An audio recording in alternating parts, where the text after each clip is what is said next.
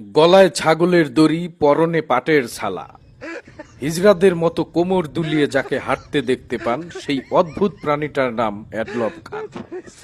নামের দুটি অংশ দেখে বোঝার উপায় নেই প্রাণীটা মুসলিম নাকি অন্য কিছু।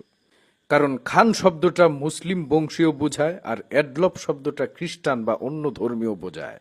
সুতরাং আসলে সে কোন ধর্মের তা বুঝতে দেহ থেকে কাপড় সরিয়ে পরীক্ষা করা ব্যতীত সেকেন্ড কোনো অপশন নাই। এখন কাজের কথা কই। সৌন্দর্যের সংজ্ঞা বদলে দিয়েছে প্রাণী জগতের আবাল পশুরা।